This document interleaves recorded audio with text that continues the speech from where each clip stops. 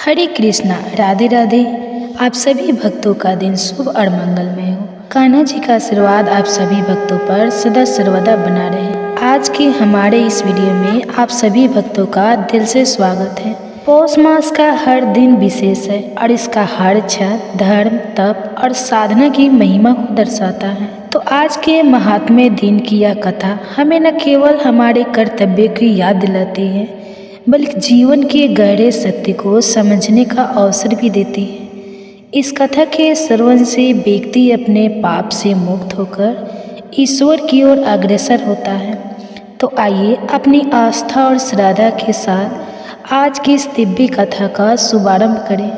श्री नारायण कहते हैं, मुनि मनोरमा ने अपने स्वामी के मुख से भविष्य की जो बातें सुनी उन्हें मन में धारण कर लिया और यह समझ लिया कि यह बातें अवश्य ही सत्य हुई। इसलिए उसने उसी क्षण अपने प्राणनाथ को अपने हृदय से लगा लिया। फिर वह भगवत चरणों का ध्यान करने लगी। तब उसने योग द्वारा षष्ठ चक्र का न करके वायु को मूर्धा में स्थापित किया और चंचल मन को जल के बुलबुले के दृश्य क्षण भिंगुर विषय से खींचकर ब्रह्मारंध्र में स्थित सहस्त्र दल शिवतम कमल पर स्थापित करके उसे ज्ञान द्वारा निष्कल ब्रह्मा में बांध दिया। फिर उसके बाद निर्मूल और पूर्ण जन्म रहे दद कर्म का परित्याग करके उसने वही प्राण भी त्याग दिए, परंतु प्राणों से अधिक प्रजा को नहीं छोड़ा। उसके बाद राजा तरह तरह से करुणा विलाप करके फूट फूट कर रोने लगे। राजा के विलाप को सुनकर इस प्रकार आकाशवाणी हुई कि महाराज शांत हो जाओ, क्यों रो रहे हो? तुम तो दत्तात्रेय जी की कृपा से बड़े बड़े ज्ञानियों में श्रेष्ठ हो, इसलिए सारे संसार को जो रमणीय दिख रहा है जल के बुलबुलों के समान क्षण भंगुर समझो। वह साध्वी मनोरमा तो लक्ष्मी जी के अंश से उत्पन्न हुई थी, इसलिए वह लक्ष्मी जी के वास स्थान को चली गई। अब तुम भी रणभूमि में युद्ध करके बैकुंठ में जाओ। आकाशवाणी के इस वचन को सुनकर राजा ने शोक का परित्याग कर दिया। इसके बाद चंदन की लकड़ी से दिव्य चीता तैयार की और पुत्र द्वारा अग्नि संस्कार करवाकर उसका दाह संस्कार करवाया। फिर मनोरमा के पुण्य के निमित्त हर्षपूर्वक ब्राह्मणों को तरह तरह के रत्न भली भांति के वस्त्र और अनेक तरह तरह के अन्य न्याय दान किए। मुनि उस अवसर पर कृति अर्जुन द्रमा के पुण्य के निमित्त हर्षपूर्वक ब्राह्मणों को दान कर दिया। इसके बाद असंख्य बाजों और सैन्य समूहों के साथ लेकर राजा दुखी हृदय से युद्ध भूमि के लिए प्रस्थान कर गया। आगे बढ़कर यद्यपि राजा को प्रत्येक मार्ग में अमंगल ही अमंगल दर्शन हुए, फिर भी वह रण क्षेत्र की ओर बढ़ता ही गया, वापस राजधानी को नहीं लौटा। वह युद्ध भूमि में परशुराम जी को देखकर वह तुरंत रथ से उतर पड़ा और भक्तिपूर्वक बड़े बड़े राजाओं के साथ दंड की भांति भूमि पर लेटकर उन्हें प्रणाम किया। तब परशुराम जी ने तुम स्वर्ग में जाओ ऐसा राजा को उसका अभीष्ट आशीर्वाद दिया। अब परशुराम जी कहने लगे, और धर्मिष्ठा तुम तो चंद्रवश में उत्पन्न हुए हो और श्री विष्णु के अंशभूत बुद्धिमान दत्तात्रेय जी के शिष्य हो। तुम स्वयं विद्वान और वेदज के मुख्य से तुमने वेदों का श्रवण भी किया है, फिर भी तुम्हें इस समय सज्जनों को विंडत करने वाली दुर्विधि कैसे उत्पन्न हो गई? तुमने पहले लोभ वश नीर ब्राह्मण की हत्या कैसे कर डाली, जिसके कारण सती साध्वी ब्राह्मणी शोक सतपथ होकर पति के साथ सती हो गई। हे राजन, इन दोनों के वध से परलोक में तुम्हारी क्या गति होगी? कपिला कहाँ गई, तुम कहाँ गए, विवाद कहाँ गया और मुनि कहाँ चले गए? परंतु एक विद्वान राजा ने जो कर्म कर डाला वह तो हलवा भी नहीं कर सकता। मेरे धर्मात्मा पिता ने जो तुम जैसे राजा को उपवास करते देखकर भोजन कराया था और तुम्हें उन्हें वैसा फल दिया। राजन, तुमने शास्त्रों का अध्ययन किया है, तुम प्रतिदिन ब्राह्मणों को विधि पूर्वक दान देते हो और तुम्हारे यश से सारा जगत व्याप्त है, फिर बुढ़ापे में तुम्हारी अपकीर्ति कैसे हुई? सुनकर राजा कहने लगा, हे राम, आप श्री हरि के अंश, हरि के भक्त और जितेंद्रिय हैं। मैंने जिनके मुख से धर्म श्रवण किया है आप उनके गुरु के भी गुरु हैं। मुनि, मैंने राग वंश होकर कामधेनु की याचना की थी, इसलिए मुझ अनुरागी क्षत्रिय का इसमें कौन सा अपराध हुआ। फिर भी आपके पिता ने महान बल पराक्रम से संपन्न भूतल से बहुत भूताल का वध कर डाला। इस समय यहाँ शिशु अवस्था वाले राजकुमार ही आए हैं। आपने संपूर्ण पृथ्वी को 21 भार भूपालों से शून्य कर देने के लिए जो प्रतिज्ञा की है, अब उसका पालन कीजिए। युद्ध करना तो क्षत्रियों का धर्म ही है। युद्ध में मृत्यु को प्राप्त हो जाना उनके लिए निंद्रीय नहीं है, परंतु ब्राह्मणों की रण स्पर्श लोक और वेद दोनों में विडंबना की पात्र हैं। वाणी जिनका बल और तप ही जिनका धन है, उन ब्राह्मणों की शांति ही प्रत्येक युग में स्वास्तिक का कर्म है। ऐसा कहकर राजा शांत हो गया। उसके उस वचन को सुनकर सभी लोग भी मौन हो गए। फिर परशुराम जी के सभी भाई, जो बड़े शूरवीर तथा हाथों में अत्यंत तीखे शास्त्र धारण किए थे, उनकी आज्ञा से युद्ध करने के लिए आगे बढ़े। तब जो स्वयं मंगल स्वरूप तथा मंगलों का आश्रय स्थान था, उस महाबली मत्स्य राज ने भी उन सबको युद्धोन्मुख देखकर, अर्थात युद्ध के लिए तत्पर देखकर युद्ध करना आरंभ कर दिया। उस राजा ने बाणों का बिछाकर उन सभी को रोक दिया। तब जामदग्नि के पुत्रों ने उस बाण समूह को छिन्न भिन्न कर डाला। मुनि राजा ने सैकड़ों सूर्य के समान प्रकाशमान दिव्य शास्त्र चलाया, परंतु मुनि ने महेश्वर अस्त्र के द्वारा खेली खेल में उसे काट डाला। फिर से मुनियों ने दिव्य अस्त्र द्वारा राजा के बाण सहित धनुष, रथ, सारथी और कवच की धज्जियां उड़ा दी। इस प्रकार राजा को सहस्त्रहीन देखकर मुनियों को बड़ा हर्ष हुआ। तब उन्होंने मत्स्य राज का वध करने की इच्छा से शिवजी का त्रिशूल हाथ में उठाया। त्रिशूल चलाते समय आकाशवाणी हुई कि हे ब्राह्मणों, शिव जी का यह त्रिशूल अमोघ है, इसे मत चला, क्योंकि मत्स्य राज के गले में सर्वांग की रक्षा करने वाला शिव जी का दिव्य कवच बंधा है, जिसे पूर्व काल में दुर्वासा जी ने दिया था। इसलिए पहले राजा से उस प्राण दान करने वाले कवच को मांग लो। मुनि, फिर परशुराम जी ने त्रिशूल चलाकर राजा पर चोट की, परंतु राजा के शरीर से टकराकर उस त्रिशूल के 100 टुकड़े हो गए। तब आकाशवाणी सुनकर महान पराक्रमी जमदग्नि नंदन परशुराम जी ने श्रृंगधारी सन्यासी का वेश धारण कर राजा से कवच की याचना की। राजा ने ब्रह्मांड विजय नामक वह उत्तम कवच उन्हें दे दिया। उस कवच को लेकर परशुराम जी ने पुनः त्रिशूल से ही प्रहार किया, जिसके आघात से मत्स्य राज, जो चंद्रवश में उत्पन्न गुणवान और महाबली था, उसके मुख की कांति सैकड़ों चंद्रमा के समान थी, धरती पर गिर पड़ा। नारद युद्ध में मत्स्य के गिर जाने पर महाराज कार्तिवीर के भेजे हुए बहुदल सोमदत्त, बीरधम, मिथिलेश्वर, मगधा और कनिव, सौराष्ट्र, महाराष्ट्र, कलिंग आदि के सैकड़ों राजा 12 अक्षयणी सेना के साथ वहाँ पर आए, परंतु परशुराम जी ने उन सबको रणभूमि में सुला दिया। यह देखकर 1 लाख नरपतियों के साथ 12 अक्षयणी सेना लेकर राजा क्षुद्रन रण स्थल में आए। सुचंद्र के साथ भयानक युद्ध हुआ, पर वे परास्त नहीं हो सके।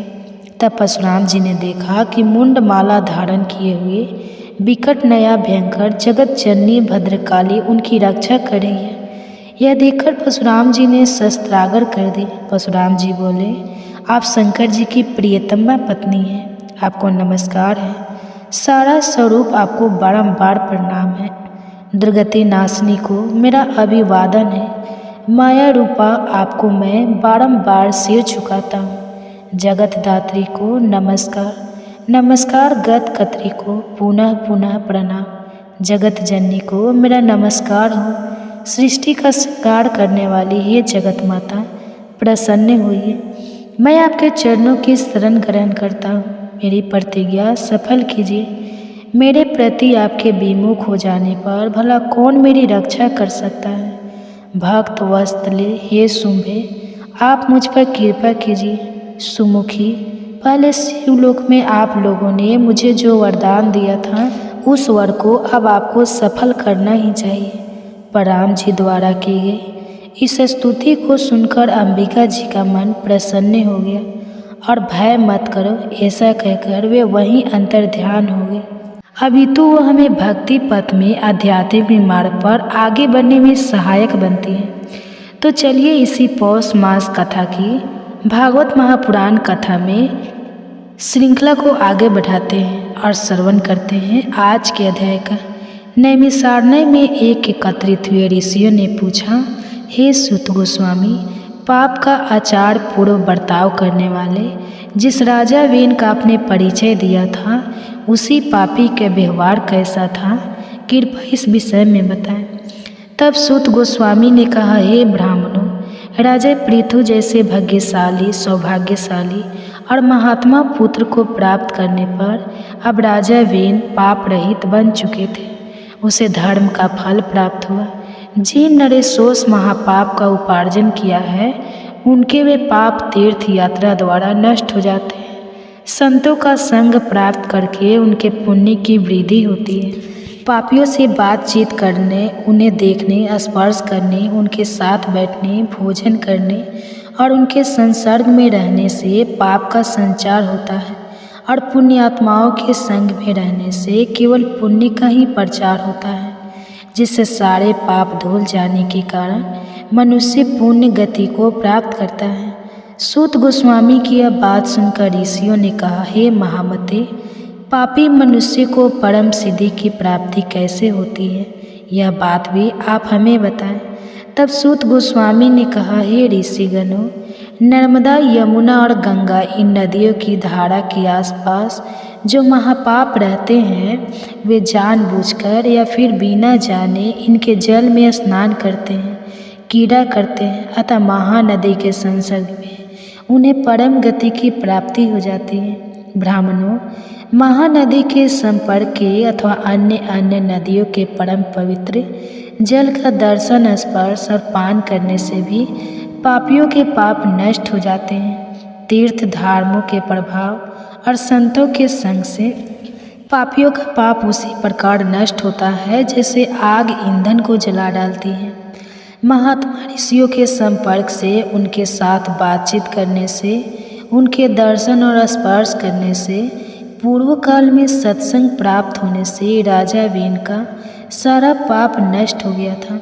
पुण्य का संसर्ग हो जाने पर अत्यंत भयंकर पाप का भी संचार नहीं रह जाता। पूर्व काल में मृत्यु के एक सौभाग्यशाली कन्या थी। उसका नाम सुनीता रखा गया था। वह अपने पिता के कार्यों को देखती और खेल कूद में सदैव उन्हीं का अनुकरण किया करती। एक दिन सुनीता अपने सखियों के साथ खेलती हुई वन में चली गई। वहाँ गीत की ध्वनि उसके कानों में पड़ी और तब सुनीता ने उस ओर दृष्टिपात किया। वहाँ पर देखा तो गंधर्व कुमार महाभागी भारी तप तपस्या में लगे हुए थे। उसके सारे अंग बड़े ही मनोहर थे और अब सुनीता प्रतिदिन वहाँ जाकर उस तपस्वी को सताने लगी। सुशंख रोज रोज उसके अपराध को क्षमा कर देता और कहता, जाओ, चली जाओ यहाँ से। उसके यह कहने पर वह बालिका क्रोधित हो जाती और उस बेचारे तपस्वी को मारने लगती।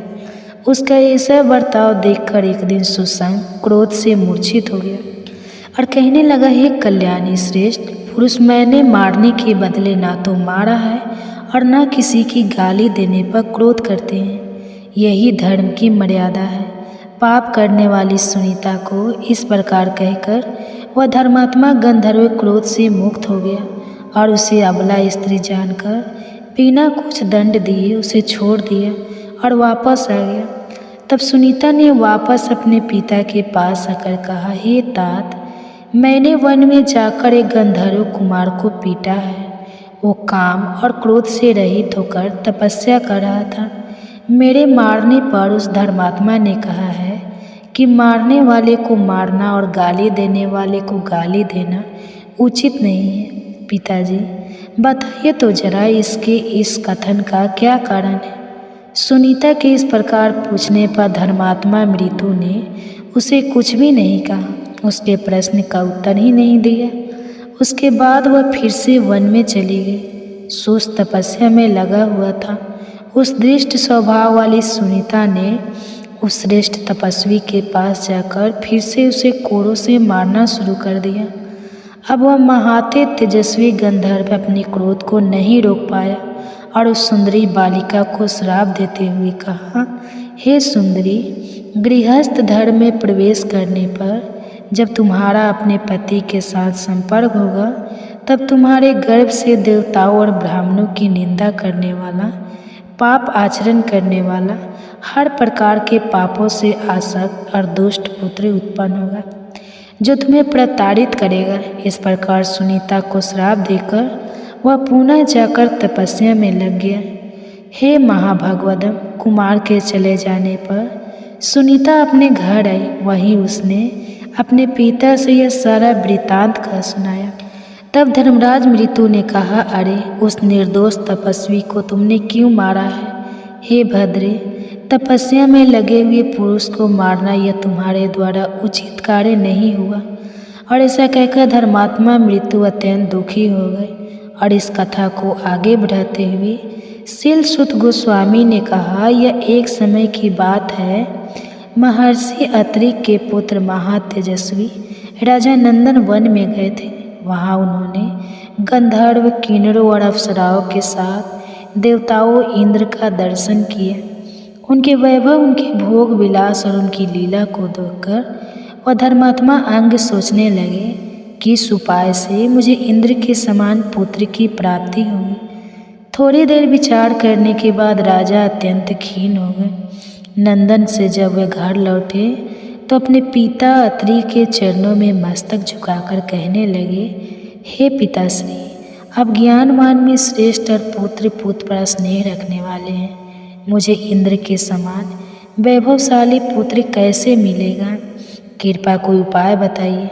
तब ऋषि अत्रि ने कहा, हे साधु श्रेष्ठ, भक्ति करने वाले श्रद्धापूर्वक ध्यान लगाने से भगवान श्री विष्णु संतुष्ट हो जाते हैं।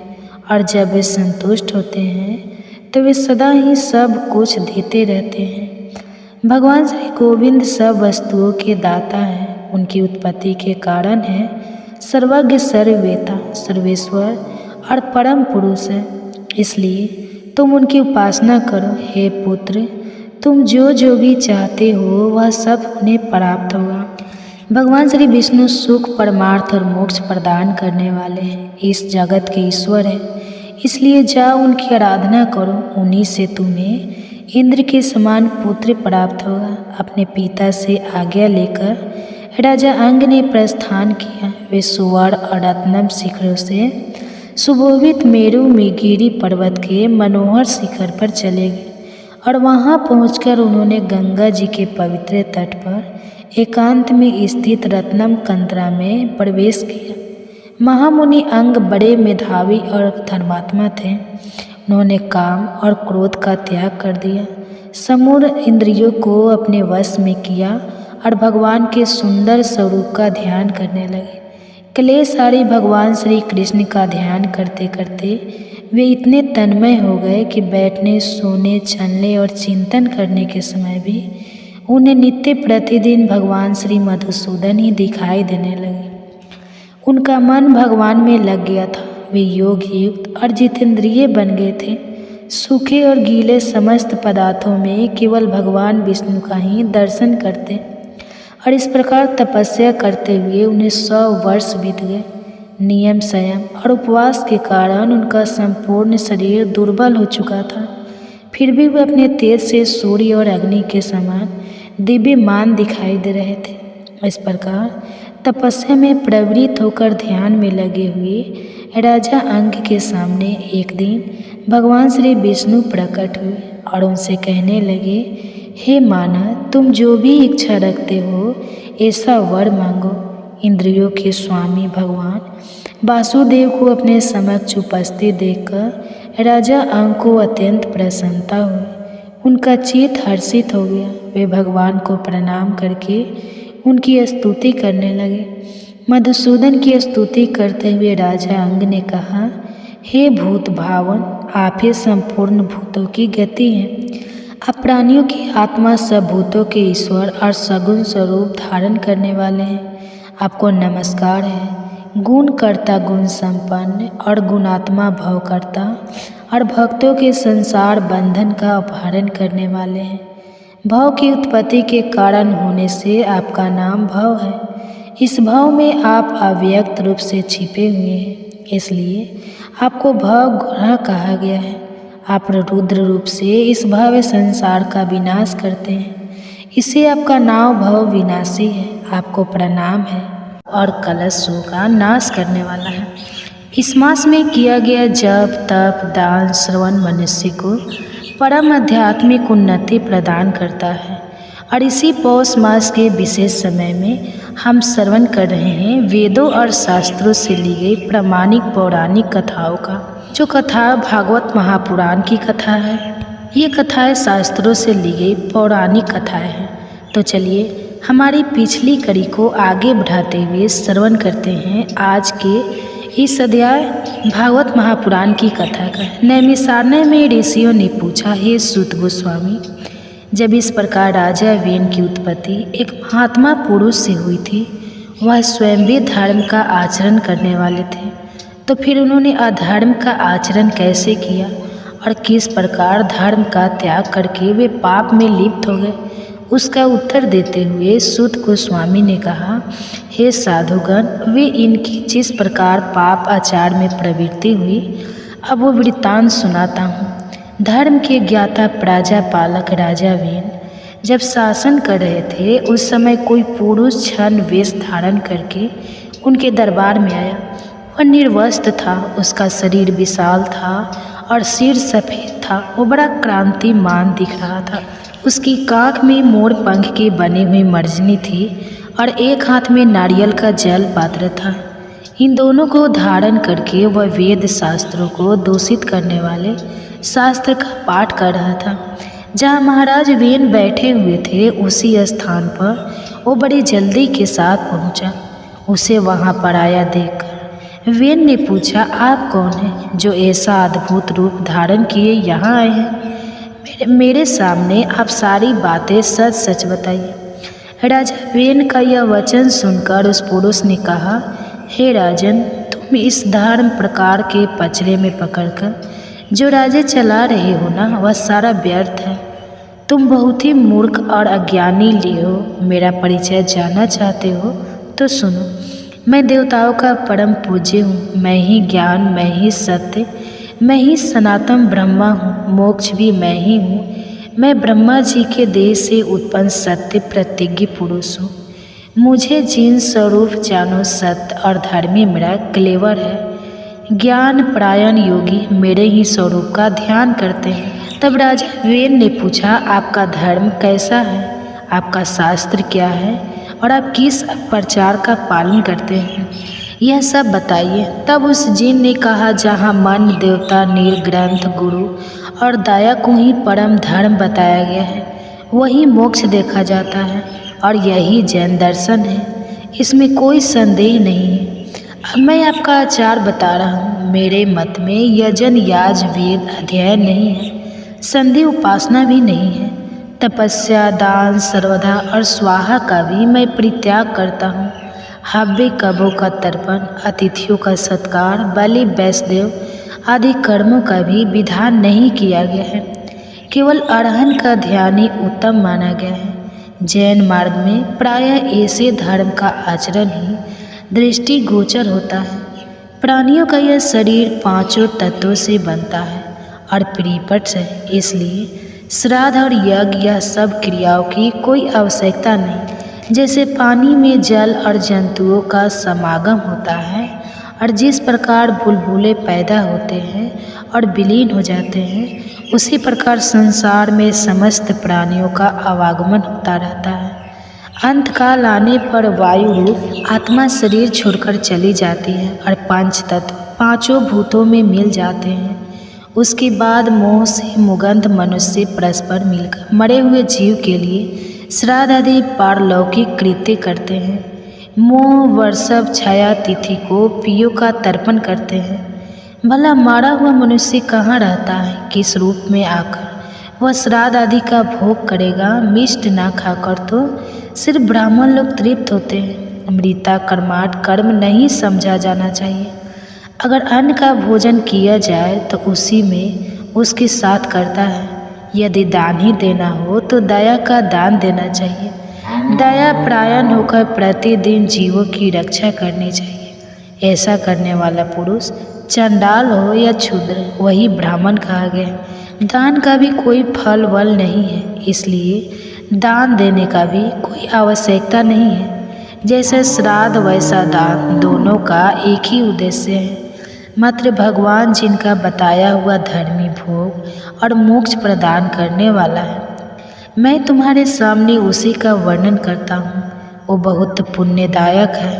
पहले शांत चित्त से सब पर दया करनी चाहिए, फिर हृदय से मन के शुद्ध भाव से चराचर स्वरूप एकमात्र जिनकी आराधना करनी चाहिए उन्हीं को नमस्कार करना चाहिए। हे निपुण श्रेष्ठ, वे माता पिता के चरणों में भी कभी मस्तक झुकाने की आवश्यकता नहीं है, फिर औरों की तो बात ही क्या करना। अब उस जीन की यह सारी बातें सुनकर राजा वीन ने पूछा, यह ब्राह्मण आश्चर्यगण गंगा आदि नदियों को पुण्य तीर्थ बताते हैं। इनका कहना है यह तीर्थ महान पुण्य प्रदान करने वाले हैं। इसमें कहाँ तक सत्य है, कृपया यह बताइए मुझे। तब उस जीन ने कहा, महाराज, आकाश से बादल एक ही समय जो पानी बरसाते हैं वह पृथ्वी और पर्वत सभी स्थानों में गिरता है। वही बहकर नदियों में एकत्रित होता है और वहाँ से सर्वत्र जाता है।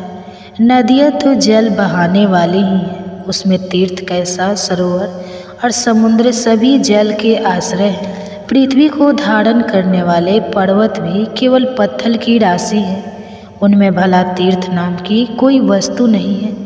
अगर समुद्र आदि में स्नान करने से सीध मिलती है तो फिर तो मछलियों को सबसे पहले सीधी मिलनी चाहिए, लेकिन ऐसा तो देखा ही नहीं जाता। एकमात्र भगवान जिन्हीं सर्वम है, उनसे बढ़कर ना कोई धर्म है ना तीर्थ। संसार में जिन्हीं सर्वश्रेष्ठ है, इसलिए उन्हीं का ध्यान करो, उसी से तुम्हें नित्य सुख की प्राप्ति होगी। हाँ, इस प्रकार उस रहस्यमय पुरुष ने वेद, दान, पुण्य, यज्ञ समस्त धर्मों की निंदा करी और वेन कुमार राजा वेन को पाप के प्रभाव द्वारा बहुत कुछ समझाया। उसके इस प्रकार समझाने पर राजा वेन के हृदय में पाप भाव का उदय हो गया। वेन उसकी बातों से मोहित हो गया। उसने उसके चरणों में प्रणाम करके वैदिक धर्म और सत्य धर्म आदि की क्रियाओं को त्याग दिया। पाप आत्मा वेन के शासन से संसार पाप बन गया और उसमें हर तरह के पाप होने लगे। उसने वेद, यज्ञ, उत्तम धर्म, शास्त्रों का अध्ययन सब कुछ बंद करवा दिया और उसके शासन काल में ब्राह्मण लोग न दान कर पाते थे न स्वाध्याय, और इस प्रकार धर्म का सर्वथा लोप हो गया। सभी और महान पाप जाने लगा। वेन अपने पिता अंग के मना करने पर भी उनकी आज्ञा के विपरीत ही आचरण करने लगा। वह दुरात्मा न तो पिता के चरणों में प्रणाम करता न माता के। उसके महायशस्वी पिता ने अपने भाव और स्वरूप पर बहुत काल तक विचार किया, लेकिन किसी तरह उनकी समझ में यह बात नहीं आई कि वेन ऐसे पापी कैसे बन गया। उसके बाद एक दिन सप्तश्री अंग कुमार वेन के पास आए और उसे आश्वासन देते हुए कहने लगे, वेन, तुम हंस ना करो, तुम यहाँ समस्त प्रजा के रक्षक बनाए गए हो। यह सारा जगत तुम पर आश्रित है। धर्म अधर्म रूप संपूर्ण विश्व का भार तुम्हारे ऊपर है, इसलिए अपना पाप कर्म छोड़कर धर्म का आचरण करो। सप्तर्षियों द्वारा कहे जाने पर वेन इस प्रकार बोलने लगा, मैं ही परम धर्म हूँ, मैं ही सनातन देवता अहन हूँ, धाता रक्षक और सत्य भी मैं हूँ। मैं परम पुण्यम सनातन जैन धर्म हूँ। हे ब्राह्मणों, मुझे धर्म रूपी देवता का ही तुम लोग अपने कर्म द्वारा भजन करो। तब उन ऋषियों ने कहा, हे राजेंद्र, ब्राह्मण, क्षत्रिय और वैश्य 3 वर्ण दी जाति कहलाते हैं। इन सभी वर्णों के लिए सनातन श्रुति ही परम प्रणाम है। समस्त प्राणी वैदिक आचार से ही रहते हैं और उसी से जीविका चलाते हैं। राजा के पुण्य से प्रजा सुख पूर्वक जीवन निर्वाह करती है और राजा के पाप से उसका नाश हो जाता है। इसलिए तुम सत्य का आचरण करो। यह जैन धर्म सतयुग, त्रेता और द्वापर का धर्म नहीं है। कलयुग का प्रवेश होने पर ही कुछ मनुष्य इसका आश्रय लेंगे। जैन धर्म ग्रहण करके सब मनुष्य पाप से मोहित हो जाएंगे। भगवान गोविंद सब पापों को हरने वाले हैं। वे ही कलयुग में पापों का संहार करेंगे। पापियों के एकत्रित होने पर मलेच्छ का नाश करने के लिए साक्षात भगवान श्री विष्णु कल के रूप में अवतीर्ण होंगे और इसमें कोई संदेह नहीं है। इसलिए हे वेन, तुम कलयुग के इस व्यवहार को त्याग दो और पुण्य का आश्रय लो। तब उस राजा वेन ने कहा, हे ब्राह्मणों, मैं ज्ञानियों में सबसे श्रेष्ठ हूँ। विश्व का ज्ञान मेरा ही ज्ञान है। जो मेरी आज्ञा के विपरीत बर्ताव करता है वह निश्चित ही दंड का अधिकारी बनेगा। अब इस पाप बुद्धि वाले राजा वेन को बहुत समझाया, लेकिन सप्तर्षियों की कोई भी बात उसने नहीं मानी और तब सप्तर्षि क्रोध हो गए। उनके श्राप के भय से वेन एक बाम्बी में घुस गया, लेकिन वे ब्राह्मर्षि उस क्रूर पापी को वहाँ से बलपूर्वक पकड़ ला। क्रोध में आकर राजा के बाएं हाथ का मंथन करने लगे और उससे एक नीच जाति का मनुष्य उत्पन्न हुआ, जो कि बहुत ही छोटे कद का, काला और भयंकर था। वह निषादों और विशेषता मलेच्छों को धारण पोषण करने वाला राजा हुआ। और तत्पश्चात ऋषियों ने दुरात्मा वेन को दाहिनी हाथ का मंथन किया और उसी से महात्मा राजा पृथु का जन्म हुआ, जिन्हें वसुंधरा का दोहन किया था। उन्हीं के पुण्य प्रसाद से राजा वेन धर्म और अर्थ का ज्ञाता हुआ। तो यह थी आज की हमारी भागवत महापुराण पौष मास की विशेष कथा। इस कथा में हमारे लिए एक विशेष शिक्षा छिपी हुई थी, और वह क्या थी वह हमें आप नीचे कमेंट बॉक्स में लिखकर बताइए। अगर आपने आज की कथा को ध्यान से सुना होगा तो अवश्य ही वह शिक्षा को आप आत्मसात कर पाएंगे। और इसी पौष मास कथा भागवत महापुराण की आगे की श्रृंखला की आगे की कड़ी को सुनने के लिए आपके अपने चैनल को सब्सक्राइब कर लीजिए, बेल आइकन दबाकर नोटिफिकेशन ऑन रखिए। और हम आपसे मिलेंगे बहुत जल्दी इसी कथा श्रृंखला की अगली कड़ी के साथ। तब तक सुनिए एक और कथा। परम भगवान श्री कृष्ण का दिव्य नाम, उनकी लीलाओं का श्रवण और उनके गुणों का कीर्तन यह मनुष्य को इस भौतिक संसार से मुक्त करने वाले हैं और उन्हें परम आध्यात्मिक उच्च गंतव्य को प्रदान करने वाले हैं। और इसलिए नित्य प्रतिदिन उनका श्रवण, कीर्तन और स्मरण करना चाहिए। और विशेषकर इस पौष मास में भगवान श्री विष्णु की विशेष पूजा, उनकी कथाओं का श्रवण और उनका अर्चन करने से वे अत्यंत प्रसन्न होते हैं। और इसलिए इस पौष मास में हम आपके लिए प्रतिदिन इन सुंदर पौराणिक कथाओं को लेकर आ रहे हैं। हमारे इसी पौष मास की भागवत महापुराण कथा श्रृंखला की पिछली कड़ी में हमने राजा पृथु के जीवन चरित्र के विषय में सुना। उनका जन्म राजा वेन के अंगों से हुआ था और राजा वेन अत्यंत दुरात्मा थे, लेकिन राजा पृथु एक बड़े ही महात्मा और धर्मात्मा थे। हमने देखा कि किस प्रकार उनके शासन काल में संपूर्ण प्रजा सुख समृद्धि से संपन्न और संतुष्ट रहा करती थी। लेकिन एक समय पृथ्वी ने सभी अनाजों को निगल लिया और तब क्रोध में आकर राजा पृथु ने पृथ्वी पर आक्रमण किया। जब पृथ्वी का कहीं पर भी आश्रय नहीं मिला तो वह गाय का रूप धारण करके राजा पृथु की शरण में आती है। और फिर आगे क्या होता है उसकी कथा का श्रवण हम आज करेंगे। तो चलिए श्रोताओं, आज की इस विशेष कथा का आरंभ करते हैं। गाय के रूप में आई हुई पृथ्वी ने राजा पृथु को नमस्कार करते हुए कहा, हे महाराज, क्षमा कीजिए, रक्षा कीजिए। हे महाप्रज्ञ, मैं तो धारण करने वाली भूमि हूँ। मेरे ही आधार पर आप सभी लोग टिके हुए हैं। यदि मैं मारी गई तो सातों लोग नष्ट हो जाएंगे। गाय की हत्या में बहुत बड़ा पाप लगता है। इस बात का श्रेष्ठ ब्राह्मणों ने प्रत्यक्ष अनुभव भी किया है। अगर मेरा नाश हो जाएगा तो संपूर्ण प्रजा का नाश हो जाएगा। हे राजन, अगर मैं ना रही तो तुम प्रजा को कैसे धारण करोगे? अगर तुम वास्तव में प्रजा का कल्याण करना चाहते हो तो मुझे मारने का विचार छोड़ दो। हे भूपाल, मैं तुम्हें एक हित की बात बता रही हूँ, सुनो।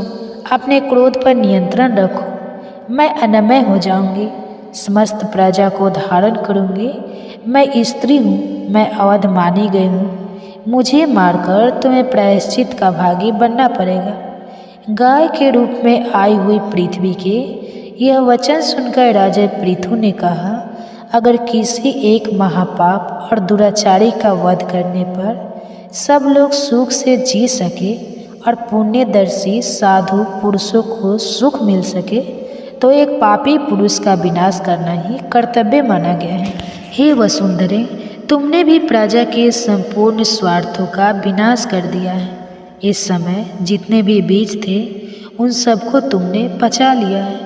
इस प्रकार बीजों को अपने अंदर हड़प कर तुम स्वयं तो स्थिर हो गए हो, लेकिन प्रजा को मार रही हो।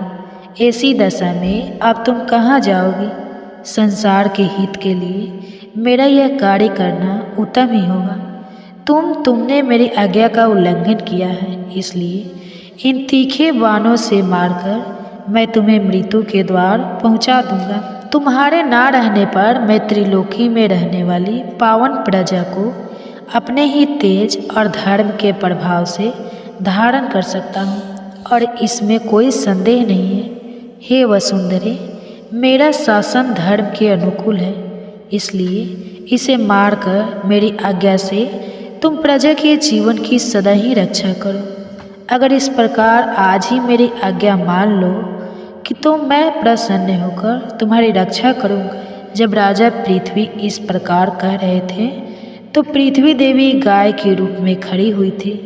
उनका शरीर बाणों से आच्छादित हो रहा था। उन्होंने धर्मात्मा और परम बुद्धिमान राजा पृथु से कहा, हे महाराज, आपकी आज्ञा सत्य और पुण्य से युक्त है, इसलिए प्रजा के लिए मैं उसका विशेष रूप से अवश्य पालन करूंगी। हे राजेंद्र, तुम स्वयं ही कोई उपाय सोचो जिससे तुम्हारे सत्य का पालन हो सके और तुम इन प्रजा को भी प्राण कर सके। मैं भी जिस प्रकार संपूर्ण प्रजा की वृद्धि कर सकूं, ऐसा कोई उपाय बताओ। मेरे शरीर में तुम्हारे उत्तम बाण धसे हुए हैं, उन्हें निकाल दो और हर ओर से मुझे सम्मिलित बना दो, जिससे मेरे अंदर दुग्ध स्थिर रह सके। पृथ्वी की इस बात सुनकर राजा पृथु ने अपने धनुष के अग्रभाग से विभिन्न रूप वाले भारी भारी पर्वतों को उखाड़ डाला, भूमि को समतल बना दिया और उन्होंने पृथ्वी के शरीर से अपने बाणों को स्वयं ही निकाल दिया। उनके अभिभारों से पहले केवल प्रजा आरंभ हुई थी, कोई सच्चा राजा नहीं हुआ था। उन दिनों में यह सारी प्रजा कहीं भूमि में गुफा बनकर, कहीं पर्वत पर, कहीं नदी के किनारे, जंगली झाड़ियों में, संपूर्ण तीर्थों में, समुद्र के किनारों पर निवास करती थी। सब लोग पुण्य कर्मों में लगे रहते थे। फल फूल मधु यही उनका आहार था। लेकिन वेन कुमार पृथु ने प्रजा के सब इस कष्ट को देखा तो इसे दूर करने के लिए स्वयं मनु को वश बनाया और अपने हाथ को ही दुग्ध पात्र बनाकर पृथ्वी से हर प्रकार के धान्य और गुणकारी अन्न मैया वाले उस पवित्र अन्न के द्वारा प्रजा, पितरों और ब्रह्मा आदि देवताओं का यजन पूजन करने लगे। हे ब्राह्मणों, उस समय की संपूर्ण प्रजा पुण्य कर्म में संलग्न रहती थी, इसलिए देवताओं और विशेषकर ब्राह्मणों तथा अतिथियों को अन्न देकर उसके बाद ही स्वयं भोजन करती थी। उसी अन्न से बाकी के यज्ञों का अनुष्ठान करती और देवेश्वर भगवान श्री विष्णु का यजन और तर्पण करती और उसी अन्न के द्वारा संपूर्ण देवता तृप्त हो जाते थे। उसके बाद भगवान की प्रेरणा से पानी बरसता और उससे पवित्र अन्न आदि फिर से उत्पन्न होते थे। उसके बाद समस्त ऋषियों, महामना, ब्राह्मणों और देवताओं ने भी इस पृथ्वी का दोहन किया। प्रीति आदि ने जिस किस प्रकार बछड़ों की कल्पना करके पूर्व काल में इस पृथ्वी के दूहा था, अब उसका वृत्तांत सुनिए। हे ब्राह्मणों, पियों ने चांदी का दोहन पात्र बनाया, यम को बछड़ा बनाया, आतंक ने दूल्हे वाले ग्वाले का काम किया और स्वर्था रूपी दूध को दूहने लगे। तत्पश्चात सर्पों और नागों ने तक्षक को बछड़ा बनाया, तुम्बी का पात्र हाथ में लिया और 20 रूपी दूध दूहा। वे महाबली और महाकाय भयानक सर्प उस बीज से ही अपना जीवन धारण करते हैं। विष ही उनका आधार है, आचार है और पराक्रम है। इसी प्रकार समस्त असुरों और दानवों ने भी अन्न के अनुरूप लोहे का पात्र बनाया। संपूर्ण कामनाओं के साधन भूत महामयूराम जीवन धारण करने लगे। उसे पाकर आज भी समस्त दानव माया में प्रवीण देखे जाते हैं। उसके बाद आए गंधर्व और अप्सराएं, जिन्होंने पृथ्वी का दोहन किया। नृत्य और संगीत की विद्या ही उनका दूत थी और उसी से गंधर्व, यक्ष और अप्सराओं की जीविका चलती है। परम पुण्यम पर्वतों ने भी इस पृथ्वी से अनेक प्रकार के रत्न और अमृत के समान औषधियों का दोहन किया और वृक्षों ने पत्तों के पात्र बनाए और उसमें पृथ्वी का दूध दुहा। जलने और काटने के बाद भी फिर से अंकुर निकाल आना, यही उनका दूध था। उस समय पाकर का पेड़ बछड़ा बना था और साल के पवित्र वृक्ष ने दुहने का काम किया। उसके बाद आय ग्रह, चारण, सिद्ध और विद्याधर, उन सब ने भी पृथ्वी को दुहा और उस समय यह वसुंधरा संपूर्ण अभिलक्ष्य पदार्थों को देने वाली कामधेनु बन गई थी। जो लोग जिस जिस वस्तु की इच्छा करते उन्हें भिन्न भिन्न पात्र और बछड़े के द्वारा वो वस्तुएं दूध के रूप में प्रदान कर दी गई। वह धात्री यानी धारण करने वाली और विधात्री यानी उत्पन्न करने वाली बन गई। यह श्रेष्ठ वसुंधरा है। यह समस्त कामनाओं को पूर्ण करने वाली धेनु है और यह पुण्य की अलंकृत पुण्य दैनी परम पावन पुण्य और हर प्रकार के धान्य को अंकुरित करने वाली है। यही महालक्ष्मी और हर प्रकार के कल्याण की जननी है। यही 5 भूतों का प्रकाश और रूप है। यह समुद्र, पर्यटन, पृथ्वी पहले मोदिनी के नाम से प्रसिद्ध थी, फिर अपने आप को वेन कुमार राजा पृथु की पुत्री स्वीकार करने के कारण उसका नाम पृथ्वी पड़ा।